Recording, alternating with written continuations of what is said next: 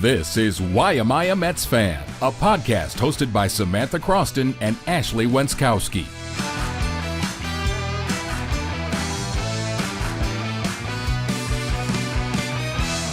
What's up, everyone? Welcome into another episode of the Why Am I a Mets Fan podcast. That's Ashley Wenskoski. I'm Samantha Croston, and we are two Syracuse-based sports reporters with a baseball podcast. We have a whole lot to discuss with you as the trade deadline approaches. Be sure to like, comment, and most importantly, subscribe. The road to 10K is nearing.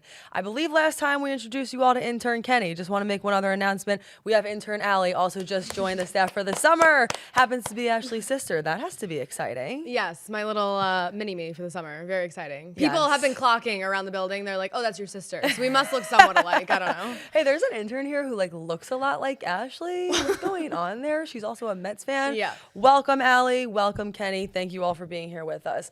Well, to start, the Mets lost 2 of 3 from the Reds after the All-Star break. They are still 56-44, a half a game back in the NL East. We're going to rip you through kind of game by game what happened here. Friday, Reds 8, Mets 4. Manaea pitched 4 innings of 1-run ball, and then Mendoza makes an interesting decision. Ashley had some problems with it.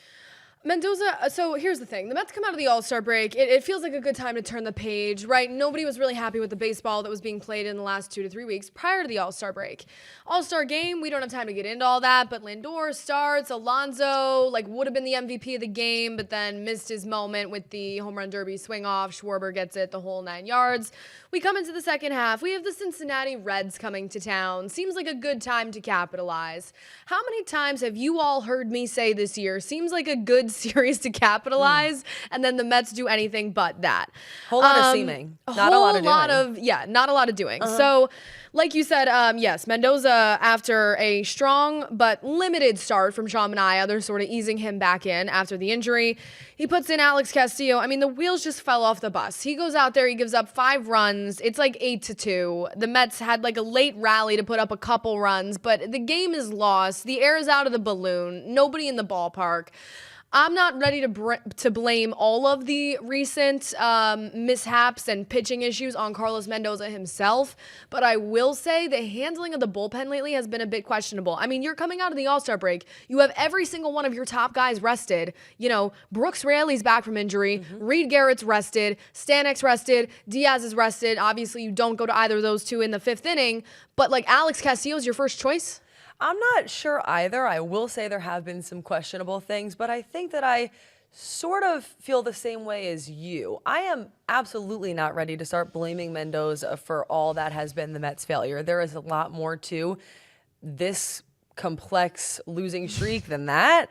But it has been a little curious. I don't know if it was because it was the 5th inning or because he was trying to hold off or because they were trying to win on David Wright's day on Saturday, but none of that worked out anyway. None of it. So you may as well kind of use those bullets right away. I agree with you. I thought it was a strange choice. Ultimately, the Mets lose that game by 4 runs. They try to rally in the 9th. It was too late. That brings us to Saturday, David Wright Day, which we're going to take a beat on. Let's just take a breath there. Because the Mets did lose. Everybody who's watching this podcast knows that. Let's give him his moment. Let's have a good moment with This David is Wright Ashley's Day favorite for a second. player, for Let Christ's me sake. breathe for a minute. Yeah. It was emotional. SNY and the Mets, first of all, did just a phenomenal job with the pregame ceremony. I mean, they unveiled the 5 up in the rafters. He comes out. He has a moment standing on third base. Howie Rose gives a nice little speech to introduce him. Then he has a really emotional speech. His kids are out there. His wife. It really is. It was a tearjerker. Honestly, I was emotional because I can't really watch anything pertaining to David Wright without getting emotional. That's when the tears start to fall for me. So, very emotional. On third base was a moment. And waving to the crowd. There's 45,000 people in there. I can handle a lot of things, but not that. That was too much. Too much. So, yes, very special moment. He basically gets up there and is like, I'm so sorry. I never won a World Series for you all, which true, but David, that's okay. It's really all right. Great moment, very special. I think a lot of Mets fans, the emotion there from David Wright comes from the fact that he was on a Hall of Fame track and a lot of things got cut short for him with the spinal stenosis and sort of the downfall of his career injury-wise. So just such a vaunted figure in New York that I think was the blueprint for so many Mets that have come through since, and so many Major League Baseball players, let alone Mets. You know what I mean? Like, he just did every single thing the right way on and off the field, and you haven't really seen a player like that since. The right way. The right way. Snappy. Name of the documentary. I think when you think about David Wright, it's everything that the Mets organization and Mets fandom stands for. And the fact that he would go out there and immediately say, I'm sorry for not bringing you all a World Series, means he's so locked in. That shows me more about his character than anything else. Yeah. It's okay, I think, at the end of your career sometimes to admit that you didn't accomplish all that you wanted to. He's not going to be able to do that ultimately. But I appreciated the fact that he would even bring it up. And the fact that that ballpark was as filled as it was, I think, shows you everything you need to know about what David Wright meant to the organization and what the organization means to him. So it really was a big moment for him. I agree with you. SNY, David Wright, friends of the program. John DeMarsico, if you are watching after we had you on, which I doubt you are, you did a phenomenal job with David Wright Day, okay? No notes. Great job. Smoked it. That being said, then they go on to play this game. The final score was Reds 5, Mets 2. But yeah, ultimately there was a little bit of disrespect. Or honestly, I see you have here in the notes the Mets disrespected our captain by looking the way they did. But doesn't it almost feel like an ode to David Wright in his entire career? Like, they actually might have respected him in doing this. The Mets look like the Mets from 2006 when they were out there. So, I mean, don't get me started. I don't even want to talk about Saturday because things started off so well. Vientos hits an RBI, Beatty solo home run, they had a lead, and then Clay Holmes kind of coughed it up, and that's a different conversation about Clay Holmes moving to the bullpen possibly in the near future. But it was David Wright Day, and they didn't win, and I wasn't very happy. So I love when you say coughed it up. Coughed it up. And by the way, like, there was a bit of a rally in that game where you almost thought something could happen. Juan Soto, right at the end of the game, it could have been a home run. Instead, it was a foul ball. And then it was one of those things where, like, even like Gary Cohen, it was such a typical, like, he's really excited. They're showing the wide shots. Everyone is standing up. And then the game ends, and Gary Cohen's like, and that's the end of the ball game. Yeah. And good luck and congratulations to David Wright. No, Next game is tomorrow. Literally. Like, shit. It felt so symbolic. The Juan Soto near home run miss felt so symbolic of a lot of things lately for the Mets in like the worst way possible. Anyway, Sunday, the Mets finally win 3-2. Really barely a win, but a win nonetheless. And important, honestly important. I get it. There was still some messiness to that game, but that 3-2 win is really the difference between being swept and not. I mean, listen, in the top of the 8th inning in that game, been swept by the Reds. Nobody was feeling too good. Obviously, I give them credit for coming back in the game. Peterson had another really, really good start. He worked in and out of trouble, a little more traffic than we've seen from him. Got out of a jam in the second, gave up a run in the first, but it was unearned. 6 innings pitched, no earned runs, 1 walk, 4 strikeouts. So kept them in the game. I mean, that's all you can ask for from Peterson. Like, wait a minute. He's been great. Yeah. And we say that most weeks recently, but he honestly is such a bright spot. And I feel confident when he comes into the game. That's a good feeling. And appeared in the All-Star game. I wasn't sure if he was going to pitch in that game. Came in, had a moment. It was great. And then the kids came through. Luis Angel Acuna doubled in Brett Beatty in the bottom of the 5th. They took a lead. Then another sort of strange thing happens here. Mendoza brings in Edwin Diaz, which I guess you can't blame. You need to win this game at this point, right? So, all right, we're bringing in Diaz in the 8th for whatever it was, 5-out save, 6-out save. Diaz comes in there and he like walks the bases loaded and then hits a guy to tie the game. Like, that was a classic Edwin Diaz meltdown. I'm like, that's not interesting at all. No, classic. Could have seen that coming from a mile away. Classic Edwin little breakdown situation. You can cough up the lead if you want, but like to hit the guy, like, come on. Wait, this week, title the episode "Seeming and Coughing." That's just all that's going Cough on. it up. So then they have to go to Stanek, and Stanek actually pulls his weight in the 9th, but in the bottom of the 8th, this was like, the Mets are down 3-2 at this point. It's the bottom of the 8th. Like, you need to win this game somehow, some way. You need to crawl your way back, and they literally did that. McNeil doubled, Soto advanced to 3rd. Luis Torrens, like, somehow hits a hard hit ground ball. To Soto's credit, he's out there running for his life to get, and he was safe at home. So thank God Stanek locked it down in the 9th. But I mean, that game, like, that was a win, but can you even feel good about that game? Like, holy hell. Yeah, no, I have to say, bro was hustling. Really appreciated that for all the he's not hustling He was talk. hustling. Yeah, he turned on the Jets, no doubt about it. See, that game, of all the games, is the one where I think in my head, what exactly is Mendoza doing? Because we can sit here and shit on Diaz, but two things. A, everybody knows what Edwin Diaz is capable of and what he's not capable of. Like, why are we putting him in the 8th inning? I'm not going to say at all, but unless it is absolutely necessary, that's not really his thing. He's a ninth inning guy. No, things never really go well for Edwin in the eighth. Nah, it feels kind of risky. I don't know. Not a handshake situation. No. And plus, right away whether he has it or he doesn't have it. I don't feel that they necessarily set him up for success there, and he's been really successful this year. So let's just stick to what works with him. It's sort of specific. Everything about his routine, his mentality, we all know that. So I think you just have to kind of cater to your player a little in those kinds of situations, and they didn't really do that. Ultimately, they won anyway. It is what it is. Okay, here's another thing we wanted to bring to all of your attention.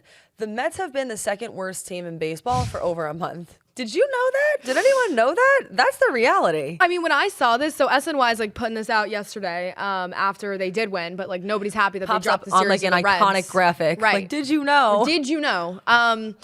After starting the season 45-24, the Mets have lost 20 of their last 30 games. Their 10-20 record since June 13th, over a month ago, I should add, is the second worst in baseball over that time, behind only the Nationals. Now, you literally look at that. For about a third of this season, a good chunk of the season, they have been one of the worst teams in the game. I know we've been talking about it a lot. You know, when does a trend sort of turn into more of a pattern? I think the All-Star break was what people were looking for to hit that reset. We didn't see that this weekend. The trade deadline coming up in about 10 days is another thing that you can look for to sort of hit that reset. I think things have become abundantly clear that this is a good team, but without some significant moves and additions at the trade deadline, it might not be a great one. Totally agree. I think that's really well said. I think we're at the point where you mentioned, is this the pattern or not? I think I'd say yeah. Like we're at least entering pattern territory. Like a trend is something that is trendy for a while and then falls off. This hasn't fallen off. This is a long chunk of the season that they have not played well at all. And it's funny because I think when you think about Mets fandom and why we titled this podcast that we have, Why Am I a Mets Fan? It's because of things like this. It's just so frustrating to know how well they were doing in the beginning, truly one of, if not the best team in baseball, to go to almost dead last. It is so head-scratching and bizarre and confusing. I almost can't even comprehend it. I understand that a part of it was injuries, so that's something that we will get into right now just so you all can kind of see why this happened. But it's not the whole thing, so don't get confused in that either. There's a 2025 Mets surgery list that James Buckley, one of our longtime listeners and commenters, put together for us. Really appreciate this list. I'm not going to read the whole thing, but there's, ultimately a dozen or more guys here. I'll tell you who sticks out to me on this list. AJ Minter, lat surgery. That one really hurt. Yeah. Honestly, I look back in my mind and I think that one hurt more than people probably know. Left-handed reliever. Now you're seeing who's going to eat up those middle innings. And when he was here, he was doing a great job. Right now, when I think about their roster, who they need, what holes need to be filled, I think in my head, man, more than anything else, you could use a guy like AJ Minter right now. Yeah, I mean, most of this list, and again, shout out to James, longtime friend of the program, for putting this in the comments of our last episode. Most of this list is relievers, right? You got Nunez with the Tommy John, Kranick, Tommy John, Minter, like you said, lat surgery. Danny Young gets Tommy John. Yep. Brooke Raley is back now, but he had Tommy John. It's like the whole entire bullpen is out there with the doctor at Mount Sinai or wherever they go to for the Tommy John. Like, we are keeping the hospital in business. True. And then obviously Canning goes down with the Achilles. I mean, the pitching has been sort of decimated, especially in those middle relief innings. Especially the loss of Canning is significant. I mean, he was having the best season of his career before he went down. So injuries, though, are one of those things to me, like, it's July and you're approaching the trade deadline. Now you have a chance to make up for those injuries and make, some moves in addition that are going to outweigh all the guys that you lost. I think this weekend was a good, it's sort of like, all right, second half is starting, All-Star break's done, let's see how they do. It's one series, and I understand that, but like, people are out there, the 45,000 that I mentioned are out there booing on David Wright Day. They're booing Lindor, they're booing Soto, they're booing everyone, not player specific. But like, if you're David Stearns, it's time to get cracking. I know the trade deadline's in 10 days, so it's about that time of year. But it's time to like call up the kids, make a move, do something. But yeah. I'm sick of the same old cast of characters. Nolan McLean is down in AAA doing fantastic. BRANDON Sproat, which we will get into in a moment, has been doing fantastic in his last few starts. It's time to shuffle some things up. I totally agree. Here's a question I have for you as we're approaching that trade deadline. How big do you think that the moves really need to be here? We know at this point that the Mets will be looking for I'm sure, a reliever. But, like, what about a starting pitcher? Do you think that's something that's necessary here to go from good to great? Honestly, I think my answer on this has even shifted in the last few weeks. I started off being like, you just got to focus on the bullpen, and maybe you even need a bat, right? You need a center fielder. You need something to fortify that lineup with Jesse Winker out and Marte and whatever. I think the importance of a starter has actually been sort of amplified lately because you're seeing, all right, Manaea's back, but he's out there for 4 innings because we're easing him in. Clay Holmes sort of has a bad start this weekend, also is like already thrown the most innings in his career. Maybe we have to move him to the bullpen at some point. Like, is Clay Holmes making it to October? I don't think anybody thinks that. Is Clay Holmes making it to August? I don't know.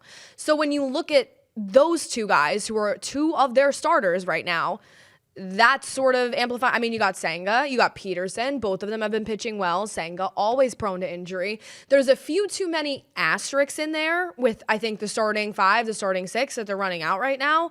Maybe you do need a 3rd, 4th starter. I don't think you need an ace. You have Manaea, you have Senga for the time being, and you have David Peterson, who looks like an ace a lot of the time, or at least like a 1A, 1B situation. But I think a starter for some depth wouldn't be the worst idea. Is my attention more on the bullpen? Yes. And here's the other thing. When we're looking at whether it is guys for the bullpen, whether it is a starting pitcher, what I really need from David Stearns is for this not to be one of those times where you're getting a garage sale 5.4 ERA guy. I'm not interested in that. I want somebody who screams success now, success this year. And I am somebody who honestly is willing to give up a little more, I think, than the average fan or listener, just because, again, I think so much of the time, the Mets over the past few years have been talking about 2025 as that year where things were supposed to happen. That's the reason why you brought Juan Soto in and spent all that money at the end of the day, right? And overpaid, is because you wanted to bring a World Series back to here for the first time in several decades. For that to happen, you have to be a great team, especially when, and we'll get into this, but it's a year in baseball where it kind of is anyone's game. In a way, that's a good thing, but it also means there's a lot of competition and a lot of really good teams that you're going to have to get through to ultimately climb that Mount Everest. If that's going to happen, I'm going to need a significant move here, and I am okay with perhaps giving up somebody in the gaggle that we normally talk about or whatever to make it happen. If the Mets don't want anyone to touch their prospects, fine. But you're not going to get somebody great unless you give something at least good, you know? And that's been the strategy for so many years. Like, I totally agree with you that it's time to show a little bit of urgency. You fall just short in 2024 of a World Series berth. Now is the time, right? I think every Mets fan would agree. You signed Soto in the offseason. First of all, Alonso is not guaranteed to be here past this year. This is the time to show some urgency, to not sell the farm in any way, shape, or form, but to move some of those pieces in like precise tactical moves that can fill some of these holes for you. Like I said, to elevate from a good team to a great team. Because in this time frame, this little month situation that the Mets have had, a significant amount of teams have passed us record-wise. Like, we were here for a while being like Mets and Yankees, you know, 2 of the top records in baseball. Now, first of all, they're both in second place. The Yankees are as well. But Jeff Passan had a tweet last night that was quite eye-opening to me. The Mets are not one of the top 7 best teams in baseball right now, record-wise. They're behind the Phillies. Obviously, the Tigers are really good this year. The Cubs surprise Milwaukee.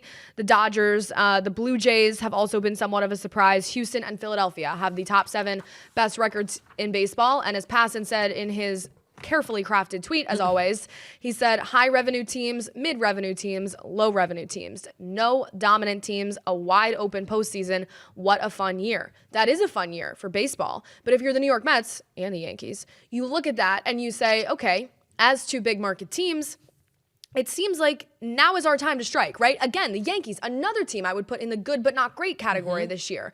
Not to continue to compare the two, but like if you're the Mets and the Yankees, it seems like you have an opportunity to strike here when the postseason picture is so wide open. Even the Dodgers, 58 and 41, that's nice, but there's 3 teams better than them record-wise right now. They're not exactly that unbeatable powerhouse that we thought they may have been at the beginning of the year. So if you have an opportunity, this trade deadline is going to show us, I think, a lot about what David Stearns and Steve Cohen see the potential of this team moving forward. I agree. There's also just a lot of parity right now. It's an interesting year to be in baseball.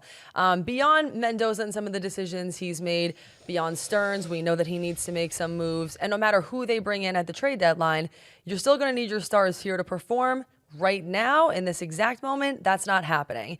There's a little bullet here that says, as Lindor goes, the Mets go. That is so true and so well written, and it's crazy how just true that is. The NL shortstop has been in a deep sleep, as Ashley says, for a long time now. Over his last 20 games, he has a 181 batting average, 3 home runs, 12 RBI, 17 strikeouts. It's just not great. Yeah.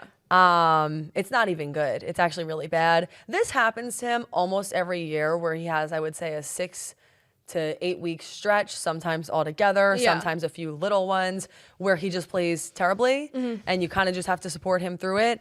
Lindor and all those players can't be expected to play well every night. But again, the slumps just absolutely kill this Mets team. And what we mean by that is, here are Lindor's splits this season. In Mets wins, 336, 389, 641, 18 home runs. In the Mets losses, 146, 238, 193, 1 home run.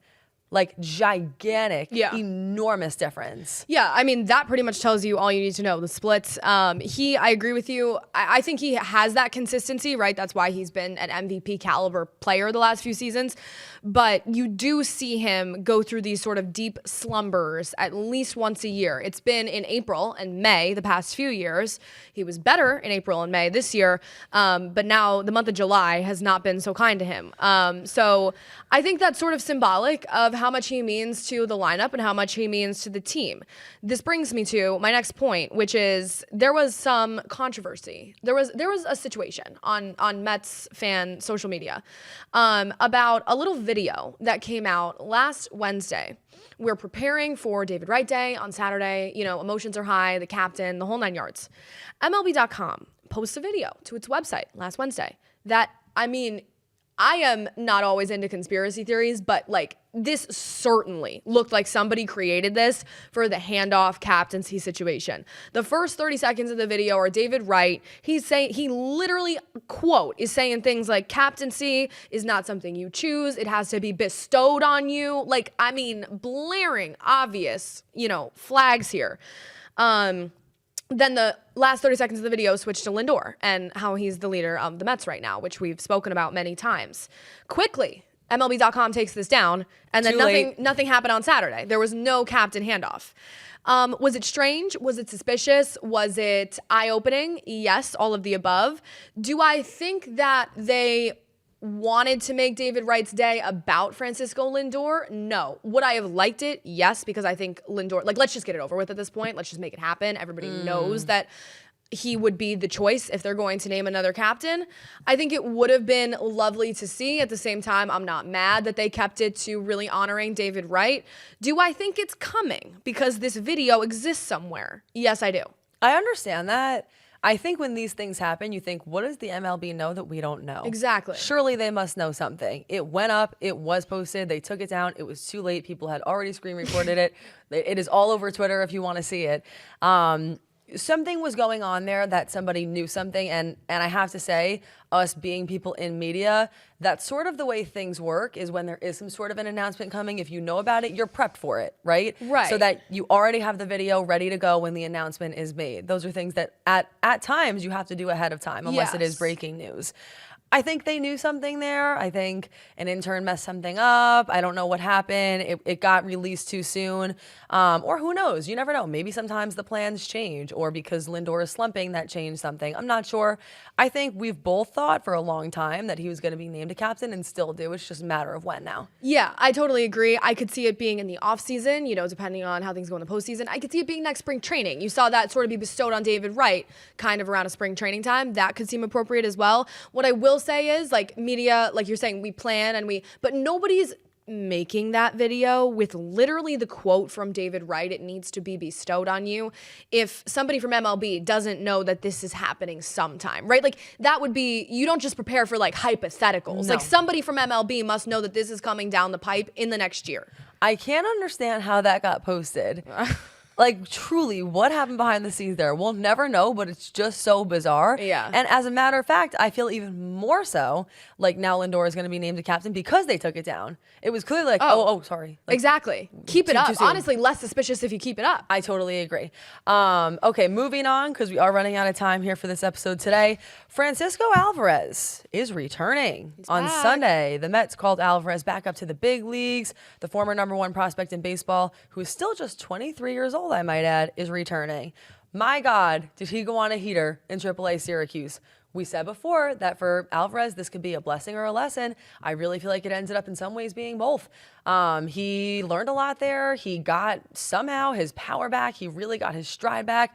This is the best thing that quite honestly might have happened to him. And if he plays the way he's playing in AAA Syracuse for the Mets, that could be enough to be the catalyst and the game changer that the Mets need to go from good to great. Yeah, I agree. Alvarez literally took that demotion and said, like that meme, like, and I took that personally. Oh, yep. Francisco Alvarez took that demotion personally. He had a month-long visit to Syracuse, New York, and he took it personally.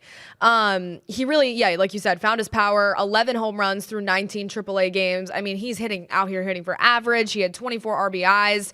You can chalk it up to a few things. Obviously, now the pitching in AAA is not MLB level pitching that he's facing. But I think that he was able to tinker with some things down here. You saw him try out his old stance from 2023. You saw defensively some things get cleaned up, which I should add, the demotion was, I feel like the Mets were sent over the edge to send him down. Obviously, he was struggling at the plate, but it was like the pass balls and the framing issues and like the defensive catching stuff. So he was able to work on a lot of things. I think it was only a good thing. We will now see if that translates back up to the major league level.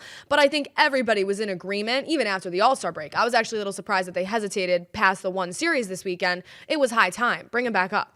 It makes me wonder a few things. Like, once he was doing all that, I felt like he had proved himself a few days ago, and I'm wondering why they didn't bring him up sooner. Like, I'm curious behind the scenes if there was anything else going on there or something else that they were looking to see, because from a on-field standpoint, there was literally nothing else that he could have done. Such a bad day. Imagine you're the baseball and you're being pitched to Francisco Alvarez. Like, yo, I'm about to feel some pain right now. But he did a great job down there, so he's coming back up, and we'll kind of see if that's one of those things that could end up being a catalyst in some way, shape, or form. Still not throwing Stearns to the wolves, by the way. There's still some things that he's really good at, but at the same time, I am interested to see now, can Alvarez kind of get his starting role back? I think so. I agree. Stearns was hitting better this weekend, and you know what Stearns brings you defensively at all times, right? A late switch, a runner on, whatever. But this is Alvarez's job to lose, and everybody knows that, and everybody knows how the Mets feel about him. So I do agree that with all the additions that we've been talking about, getting a, Francisco Alvarez that looks like Francisco Alvarez back would be helpful. So yeah, that's pretty much it. The trade deadline, like we've been saying, is less than 2 weeks away, 10 days away, July 31st. We touched on it a bit. We can do more of a deeper look into maybe some Mets targets next week ahead of it. But John Heyman discussed who he believes, he's sort of a Mets insider, for the New York, I think the Daily News. The Mets untouchables at the deadline. He said the Mets will not move Nolan McLean, Jonah Tong, Jet Williams, and BRANDON Sproat. None of those really came as a surprise to me. I think McLean and Sproat have been their two top front-of-the-line guys in AAA. Sproat has been literally fantastic in his last 4 starts. He has the scoreless streak intact. He's thrown 23 innings scoreless in his last 4 starts, like I said. Saturday, he had another great one. 5 innings pitched, no earned runs, 1 hit, 9 strikeouts. His fastball's hitting 100. 9 strikeouts sets a career high for him at AAA. So I know it's been 4 starts, but it really feels like Sproat has turned a page with something, whether it's his mechanics, whether it's his preparation, whether it's his just demeanor out on the mound. We've turned a corner with BRANDON Sproat. And I would be interested to see if once that deadline passes, the Mets decide it's time for a Sproat audition. I think that he has more than earned it. I think when we were talking a few weeks ago, maybe it was last week, talking about, okay, 1 start, 2 start, maybe he just had a good day. But 4 starts, I feel like for a pitcher, that is valid. That is something to be considered. That is something you should really be looking at. I think Sproat is ready for a tryout. I don't know beyond that what it will be. An audition. But an audition, right? Let the boys sing. Yeah, I think he's somebody who they should be considering, and I agree with you. The players who you listed, if those players are untouchables, fine. but just know you're going to have to give a little something to get a little something somewhere in here. So we'll see what Stearns and company decide to do. That has been another episode of the Why Am I a Mets Fan podcast. Thank you so much for joining us. We will see you back here when the next big thing happens.